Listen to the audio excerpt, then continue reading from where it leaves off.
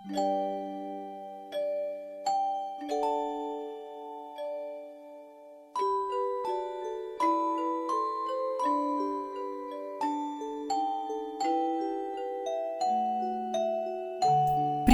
Вы на канале Лилия DIY Art Stories, и меня зовут Лилия.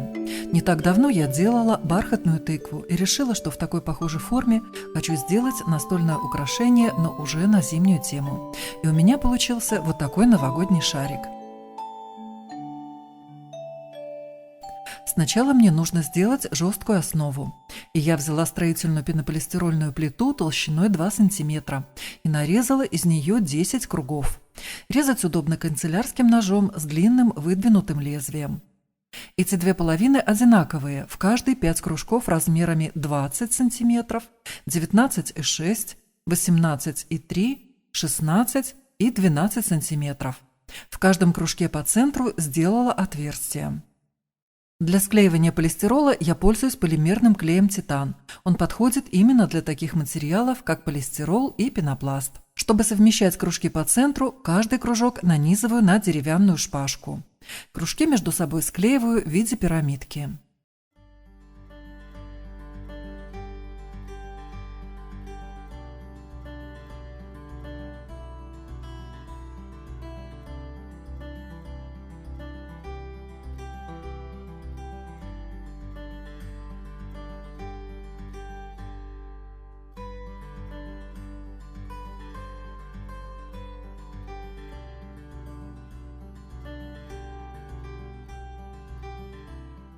На самый верх насаживаю прямоугольный кусочек полистирола, но его не приклеиваю. Он нужен как вспомогательный, чтобы было удобно получившийся бутерброд зажать струбцинами. Оставляю сохнуть клей на некоторое время. Теперь я буду придавать всей конструкции округлость и делать полушар.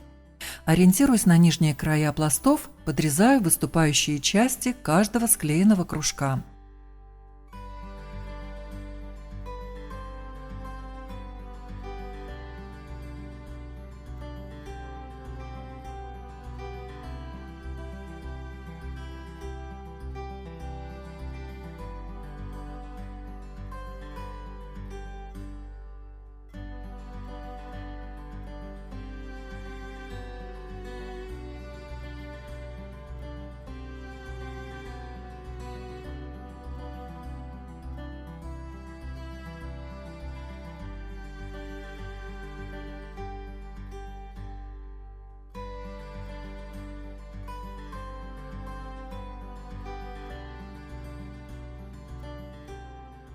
Оставшиеся неровности зачищаю абразивной губкой.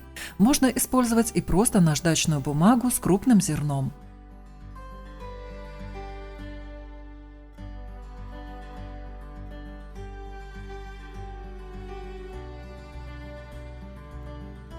Получилось вот так.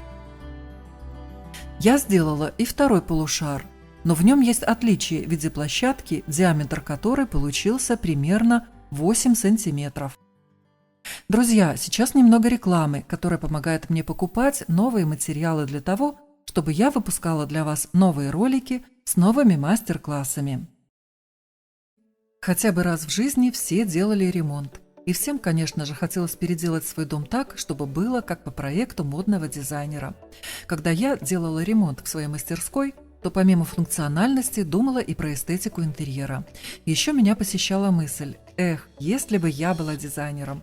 И знаете, я всерьез задумалась над получением образования дизайнера интерьеров и обратила внимание на Академию дополнительного образования EdPro. Во-первых, это востребованная и трендовая профессия. Более 1800 организаций сейчас ищут себе дизайнера или помощника дизайнера. Во-вторых, с такой профессией я смогу работать на фрилансе, то есть удаленно и не привязана к рабочему месту и графику в офисе. К тому же с хорошей зарплатой за проекты начинающего дизайнера от 100 тысяч рублей. И в-третьих, это отличная возможность получить второе образование даже просто для себя, находясь при этом в любом месте, в любое время, без отрыва от уже имеющейся работы. А еще для поступления в EdPro не нужно иметь какое-то профильное образование или опыт работы. Приходят из разных сфер – врачи, бухгалтеры, юристы и многие другие. EdPro, как я уже сказала, это онлайн-обучение. Но это не просто набор лекций, а система, когда вы будете проходить путь настоящего дизайнера, выполняя задания на практике. За 9 месяцев обучения вы освоите специальные программы, чтобы создавать дизайн-проекты, чертежи, 3D-визуализации, коллажи. Вы сможете создавать продуманные проекты, объединяя красоту, эргономику и креатив. По итогу обучения у вас будет 5 проектных работ в портфолио. И также по итогу вы получите официальный диплом установленного образца, то есть того самого, который вносится в реестр сведений документов об образовании. А еще за время обучения на факультативах в Москве можно вживую пообщаться с лекторами и студентами. Здесь же проходят встречи с поставщиками, можно пощупать материалы и получить всю актуальную информацию. Чтобы подробно ознакомиться с программой обучения по профессии дизайнер интерьеров, переходите по ссылке в описании и записывайтесь на бесплатный вебинар Академии EdPro.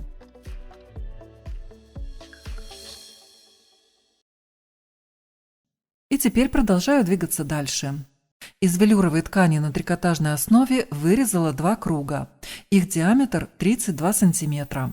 Нахожу середину и совмещаю ее с верхней точкой полушара.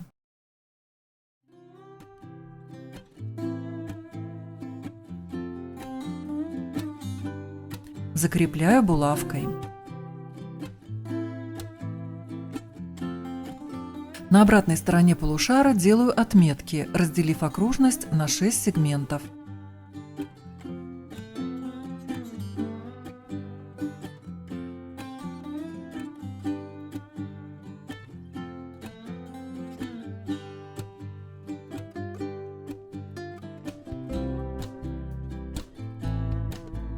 И подклеиваю припуски велюра на полушар. Сначала приклеиваю между метками.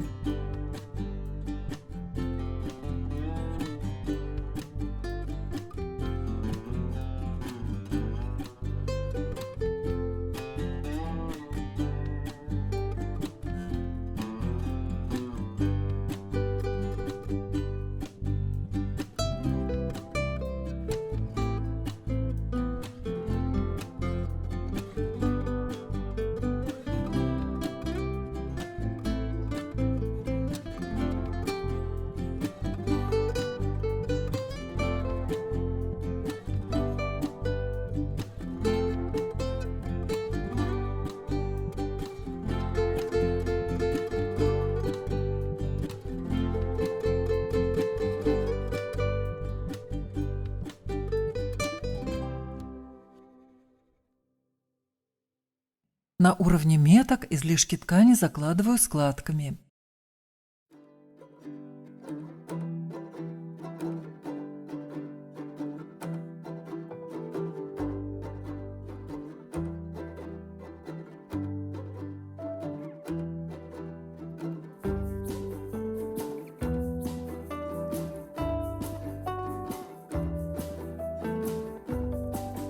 Вот такую тесьму, которая практически в тон цвета велюра, наклеиваю на полушар.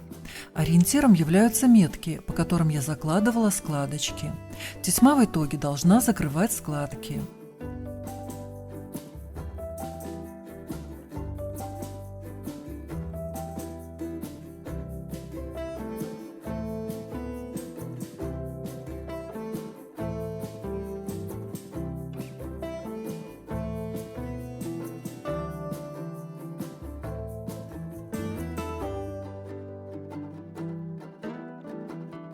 Точно так обклеиваю и второй полушар.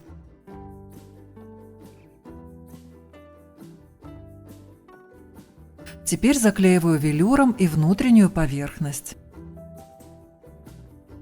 А здесь у меня закончились клеевые стержни для моего любимого термопистолета Bosch. Но хорошо, что в запасе остались тонкие стержни и старенький пистолет. Кстати, внутреннюю поверхность можно было и не оклеивать, так как потом за всеми веточками и декоративными элементами внутренняя поверхность оказалась совершенно не видна. Единственное, по внешнему краю можно наклеить тесьму.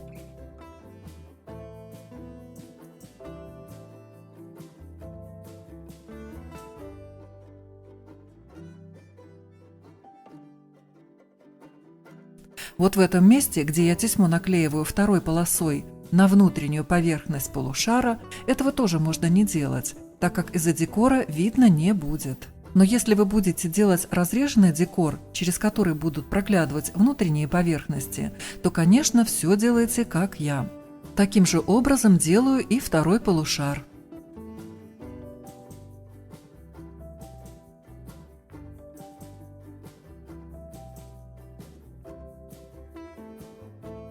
Полоску велюра размером 6 на 8 см склеиваю пополам, подвернув один край.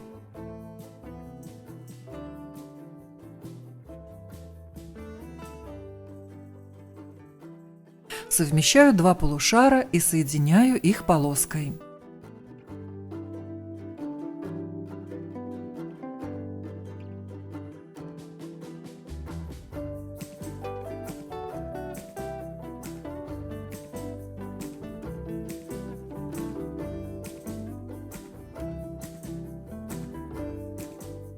Теперь для того, чтобы шар не только держался раскрытым, но и было куда наклеивать декоративные элементы, я сделаю для него вставку. Вырезаю из полистирола два кружка диаметрами по 13 см. Склеиваю их и одну поверхность делаю скошенной.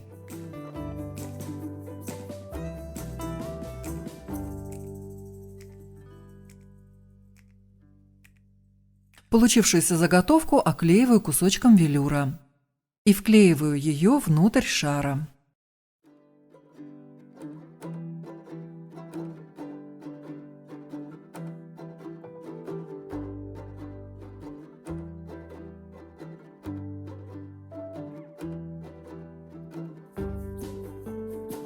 Получилась вот такая основа. Расстояние между створками примерно 6-7 см.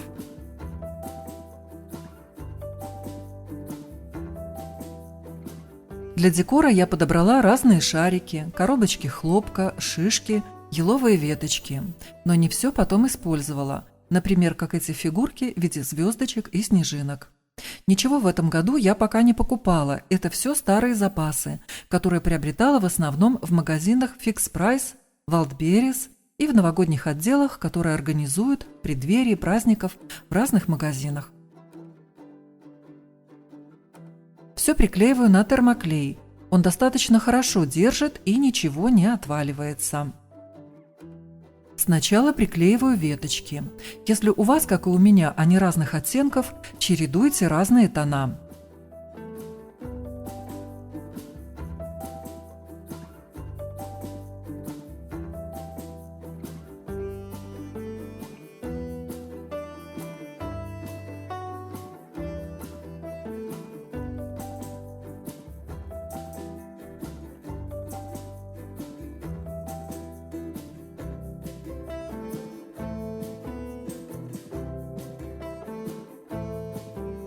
Дойдя до центра, направляю веточки в противоположную сторону. Получается вот так. И по центру также добавляю веточки.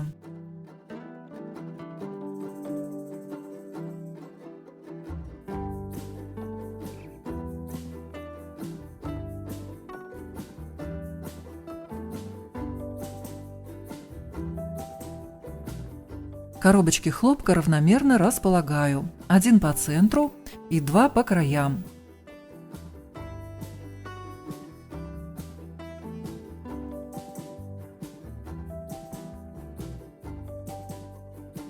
Добавляю в композицию сосновые шишки.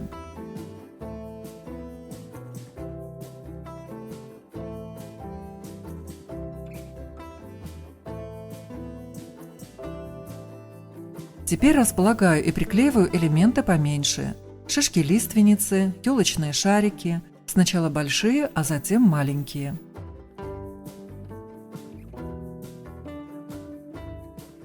Из такой гирлянды с бусинами я сделаю грозди ягод на листочках. Отрезаю 10 бусин и сворачиваю их в небольшой клубочек.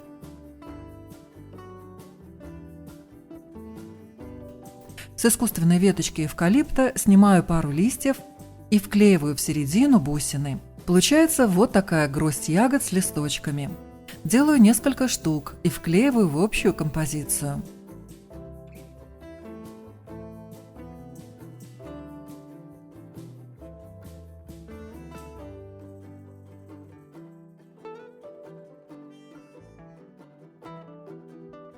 Вот так в итоге выглядит готовая композиция из хлопка, шариков, шишек и веточек.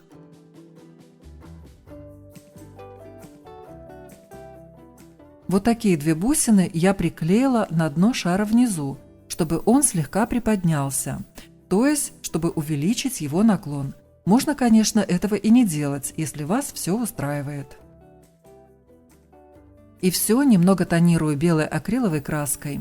Если у вас есть баллончик с искусственным снегом, можно слегка распылить на веточки, шарики и другие элементы. Но на шар, наверное, не нужно. Чтобы мой большой велюровый шар был похож на елочный, мне нужно сделать для него шапочку-подвес. Я нашла в детских игрушках вот такую пластмассовую тарелку, а также взяла металлическое полукольцо, которое приклеиваю на тарелку. Я решила сделать шапочку в винтажном стиле. Для этого мне нужна полимерная глина. Небольшим кусочком закрепляю полукольцо, что также закроет место соединения полукольца и тарелки. С помощью силиконовой формы, которую называют молдом, из глины делаю оттиски перышек. Ими обклеиваю пластмассовое основание. Капельки клея наношу на мокрую глину и сразу же прикладываю фигурки на место. Можно, конечно, не заморачиваться, а взять, например, крышку от того же лака для волос, сделать полукольцо из кусочка проволоки и покрасить все в нужный вам цвет. Всю поверхность крышки закрашиваю белой акриловой краской.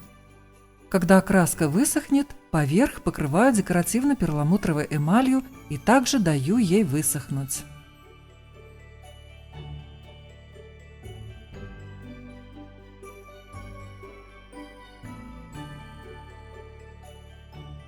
А затем тонирую сначала акриловой краской винного цвета.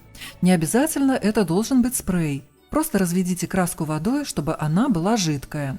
На выступающих краях краску сразу стираю, чтобы она осталась только в углублениях.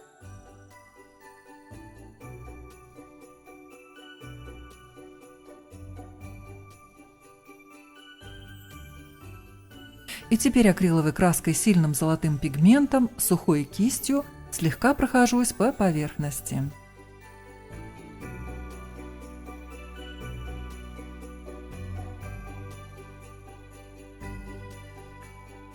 Готовую шапочку приклеиваю на верхушку шара. И в конце небольшой совет. Вы можете в качестве основы взять детский мяч и не делать, понятно, из двух половин. Или же все-таки делать основу из пенополистирольной плиты, но сразу в форме шара, без разделения на две половины. И дальше декорировать шарик таким образом, как будто он наклонился. Если понравилось, не забудьте поставить лайк и напишите несколько слов.